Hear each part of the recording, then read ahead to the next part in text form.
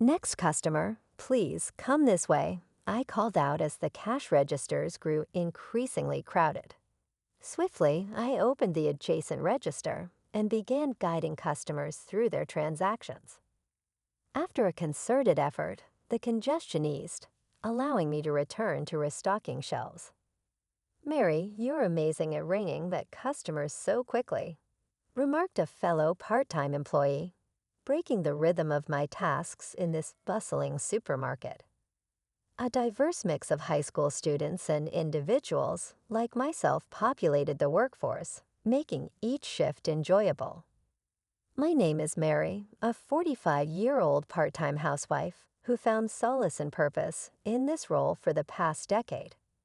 When my child began elementary school, I sought employment and landed a part-time position at this local market. The environment, filled with fellow housewives and understanding managers, suited my lifestyle perfectly. Over the years, I transitioned into one of the senior part-timers, familiar with both customers and colleagues alike. However, a sudden change disrupted our routine when our beloved manager was transferred to headquarters for what seemed like a promotion. His replacement, a newcomer from the headquarters, lacked the familiarity and confidence we had grown accustomed to. Slowly, the atmosphere soured as his managerial style clashed with the store's dynamics. Rumors circulated among part-timers, speculating on the president's wife's preferences for young, charismatic managers. It became apparent that our new manager saw her favor, often seen engaging in conversation with her. Despite the dissatisfaction brewing among us, none dared to voice their concerns to the president's wife. Instead, some part-time housewives and student employees quietly began resigning. As the situation unfolded, I found myself contemplating whether it was time to seek alternative part-time employment. Unsure of what the future held in this changing environment, I found myself in the crosshairs of the president's wife. Her sudden inquiry caught me off guard. "You've been working at the store for quite some time. How's your child?" "Already in college. Which one?" she prodded, surprising me with her directness. "Yes, I've been here since the previous manager," I replied cautiously, not eager to delve into personal matters. Then with a cutting tone, she remarked, "You seem rather incompetent. I doubt you even attended a decent college, did you?" Her words struck deep, but before I could respond, the register area became inundated with customers. I offered a quick K to the president's wife and swiftly attended to my duties.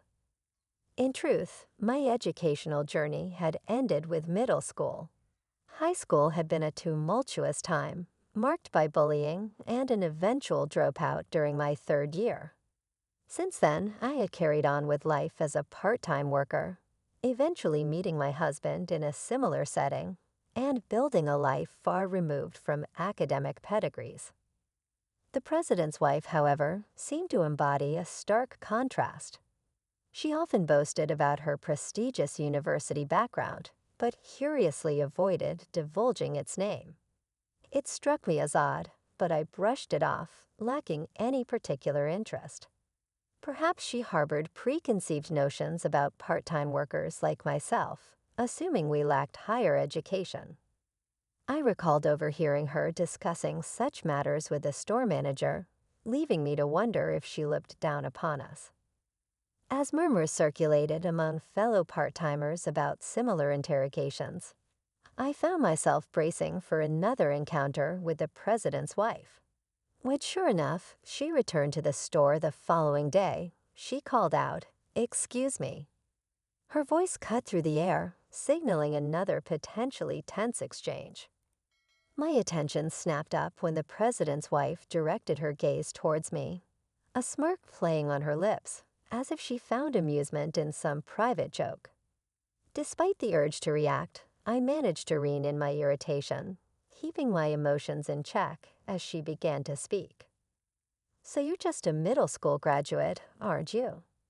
I never pegged you for a college goer, but to think you're managing here with that level of education is quite something," she remarked, her words dripping with thinly veiled condescension. I couldn't help but wonder where she had gleaned this information from until I recalled the previous day's incident when the store manager had been scrutinizing the part-timer resumes in the office.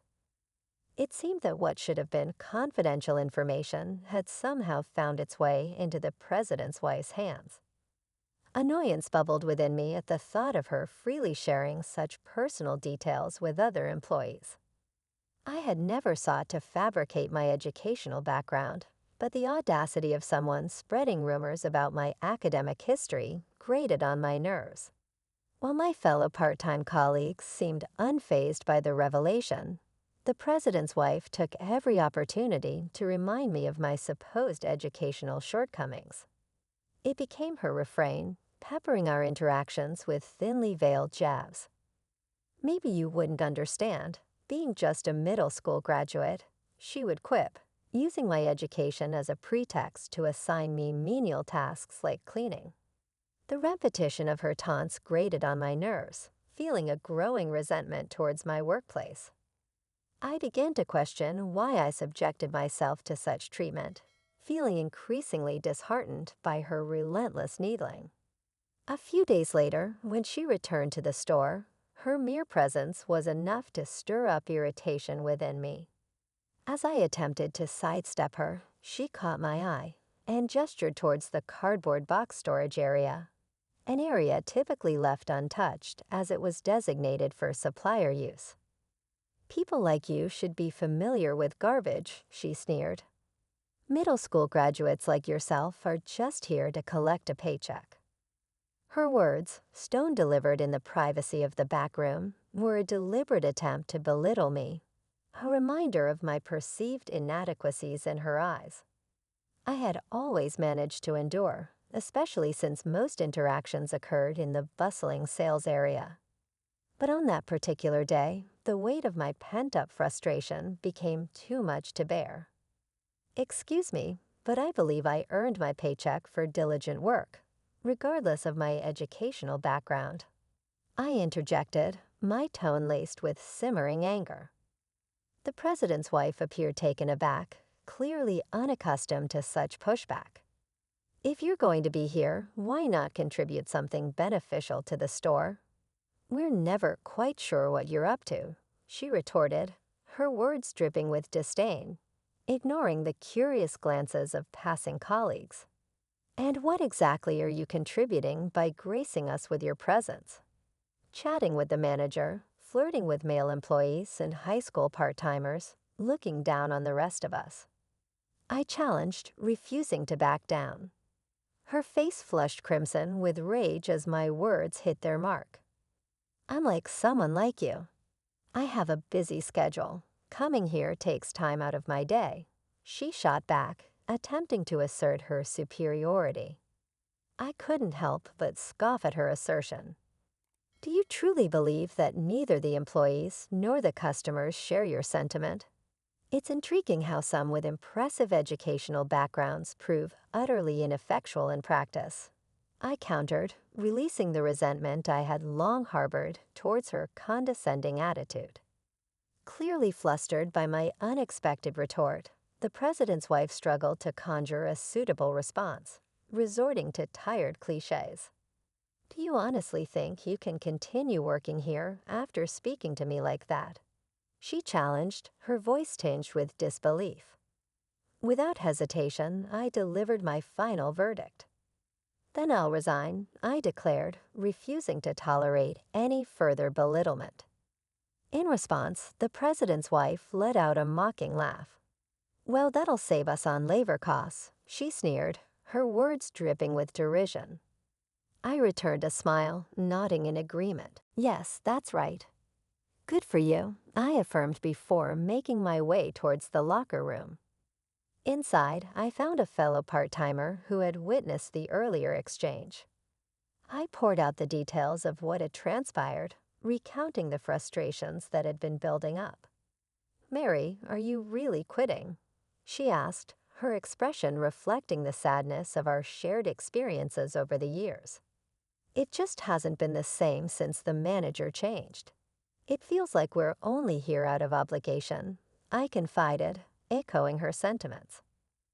With so many people leaving, you'd think they'd hire more staff, but they'd rather cut costs, she nodded in understanding. It's becoming unbearable. I don't blame you for wanting out. Leaving the locker room behind, I headed toward where the manager and the president's wife were engaged in conversation. Without preamble, I made my intentions clear. That's it. I'm done, I stated firmly, meeting their surprised gazes head-on.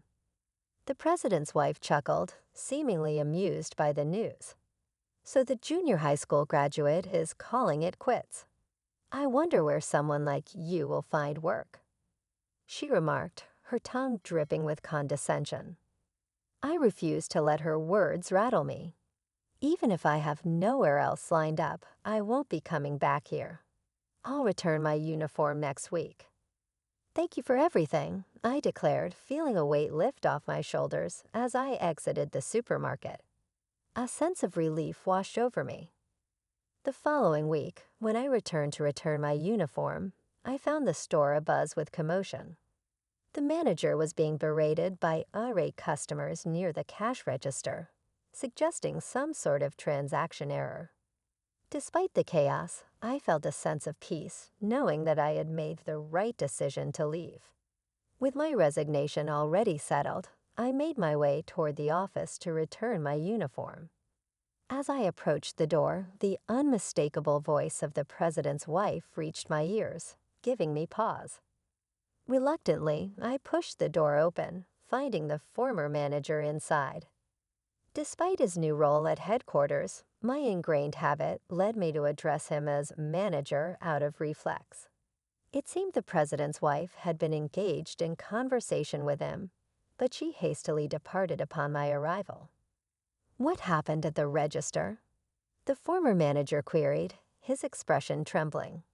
He proceeded to inform me of a spate of recent complaints at the store since my departure.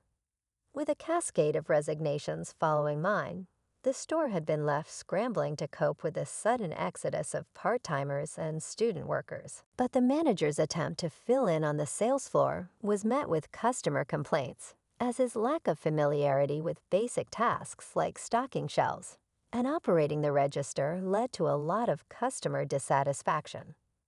Today's incident, however, involved a particularly embarrassing misstep. The president's wife, while conversing with a male employee, was mistaken for staff by a customer. Brushing off the inquiry, she exacerbated the situation when the manager inadvertently disclosed her true identity, sparking further discontent among patrons. As the register area swelled with customers, the absence of experienced part-timers compounded the chaos. Both unfamiliar employees and the manager found themselves manning the registers, resulting in numerous errors and lengthy delays. The escalating frustration among customers culminated in the manager facing a barrage of complaints, exacerbating an already tumultuous situation. Turning to me, the former store manager sought insight into the unfolding debacle, hoping for some semblance of understanding in the aftermath of my departure. When asked why I had decided to quit, I didn't hesitate to respond honestly. The former manager seemed genuinely interested in my reasons for leaving, and I felt it was only fair to provide him with the truth. In turn, he confided in me that he had heard rumors regarding the president's wife's educational background, while he lacked specific details. The word on the grapevine was that she had only graduated from high school. This revelation left me pondering the irony of her previous educational condescension. Could it be that the president's wife, with her supposed lack of higher education, was projecting her own insecurities onto others? It certainly made her seem all the more formidable and unpredictable. 2 weeks later, the supermarket I had once called my workplace stood deserted. The usual throng of customers was conspicuously absent, a stark contrast to the bustling scenes of my former shifts. It's no surprise, given all those complaints. I mused to myself as I observed the desolate scene. Lost in thought, I was approached from behind by the former store manager. After exchanging pleasantries, he mentioned a new store opening just one station away.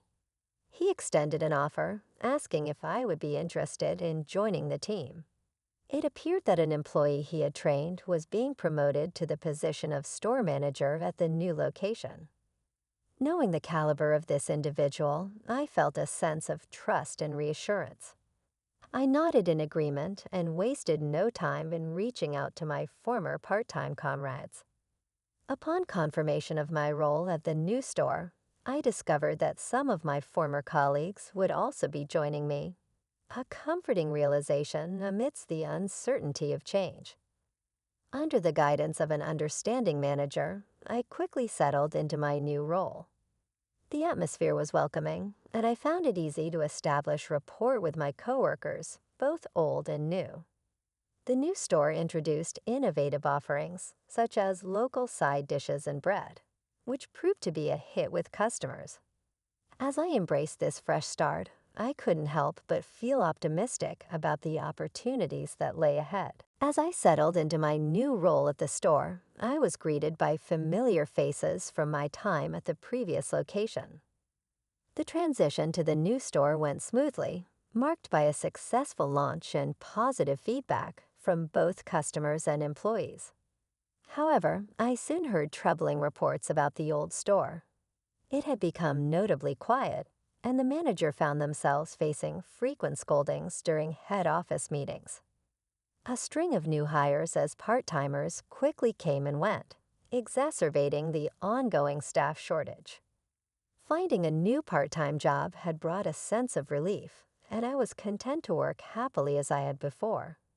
But about a month into my tenure at the new store, the president's wife made a surprising appearance before me.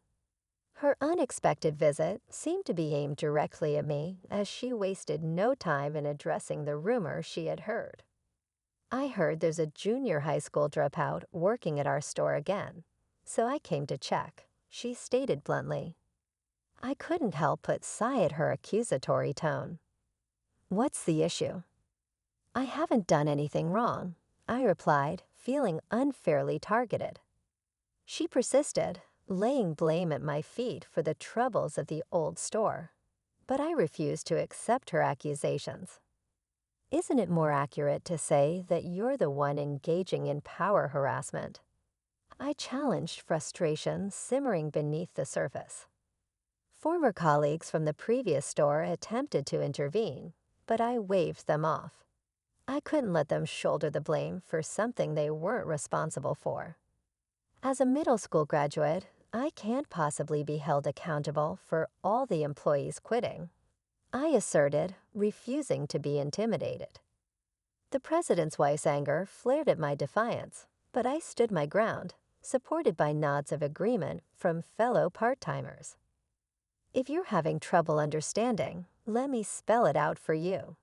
Your disdain for our educational backgrounds and the manager's incompetence have created a toxic environment," I explained, my words ringing with conviction.